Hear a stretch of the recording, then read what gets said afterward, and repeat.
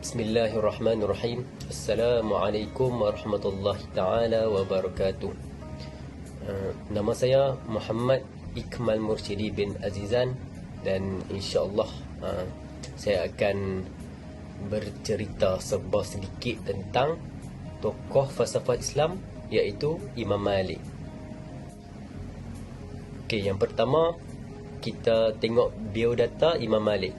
Okey, nama penuh beliau, nama penuh Imam Malik adalah Malik bin Anas bin Abi Amir Al-Asbahi Al-Yamani, dan beliau merupakan anak kelahiran kota Madinah pada 93 Hijrah bersamaan dengan 713 Masihi pada zaman pemerintahan Khalifah Sulaiman bin Abdul Malik daripada kerajaan Umayyah. Keturunan beliau, Imam Malik ni merupakan keturunan Arab yang terhormat. Datuknya Amir bin Al-Haris banyak berkorban bersama Nabi Muhammad SAW dalam menegakkan agama Islam. Bermaksud ayah kepada Imam Malik adalah sahabat kepada Nabi Muhammad SAW. Dan beliau wafat pada 10 Rabiul Awal 179 Hijrah bersamaan 798 Masihi ketika berusia 86 tahun dengan meninggalkan 3 orang putera dan seorang puteri. Okey, berkaitan pendidikan Imam Malik, pendidikan awal beliau telah menghafal ayat-ayat Al-Quran dan hadis semenjak kecil dan mendapat pendidikan di kota Madinah daripada ulama-ulama yang terkenal pada zaman tersebut.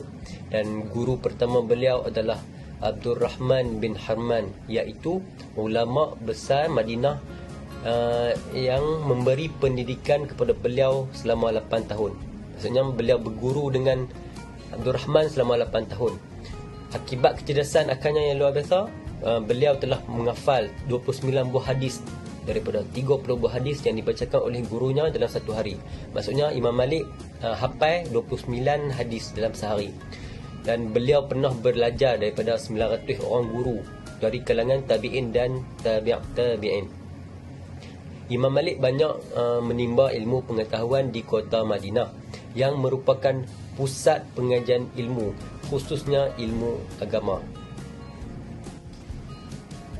Kitab Al-Muwatta. Okey, Kitab Al-Muwatta ini merupakan karya agung milik Imam Malik.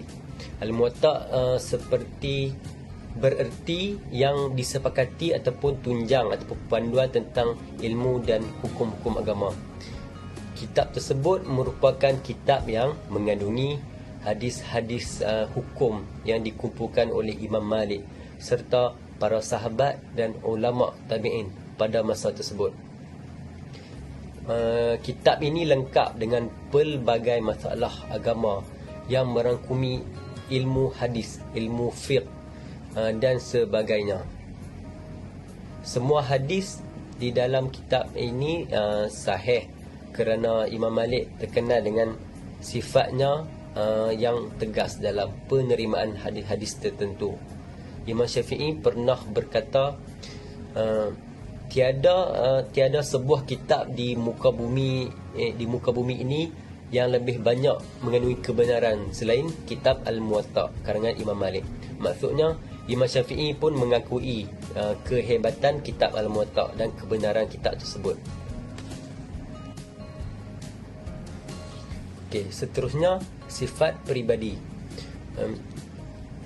Beliau terkenal dengan sifat yang mulia, sopan santun, suka memakai pakaian yang bersih serta bau-bauan yang harum, selaras dengan tuntutan agama supaya menjadi orang yang pembersih.